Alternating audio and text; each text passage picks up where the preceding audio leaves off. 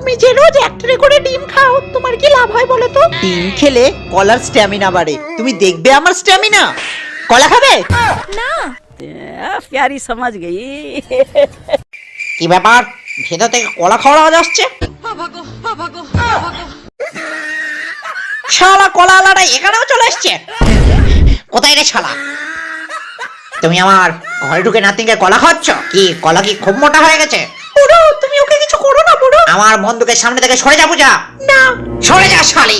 আপনি রাগের মাথায় গুলি চালিয়ে দিলে পূজার লেবু দুটোই ফাটতো, তাতে আমার হয়তো কিছু ছেঁড়া যেত না, কিন্তু আমার কলা খাওয়ানোর একটা লোক কমে যেত।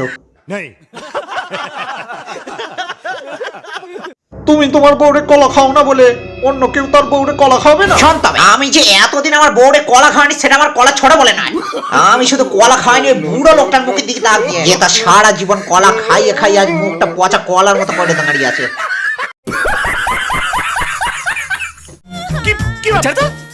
ওমা, খোকা তুই এসে গেছিস? খোকা তুই এসে গেছিস? হ্যাঁ। এত খেমে গেছিস কেন বাবা? মা, কলা খাওয়ানো কি চারটিখানি কথা? কত খাটতে হয়েছে জানো? এই হতভাগা, তুই এক কাকে কলা খাইছিস? আমাদের অঙ্কের মাস্টারমশাইয়ের মেয়ে। ওর বাবা ছোটবেলায় আমাকে প্যান্ট খুলে কান ধরে দাঁড় করিয়ে রেখেছিল, তাই আমি ওর মেয়েকে কলা খাইয়ে পুষিয়ে নিলাম। সিম্পল। কি সুন্দর।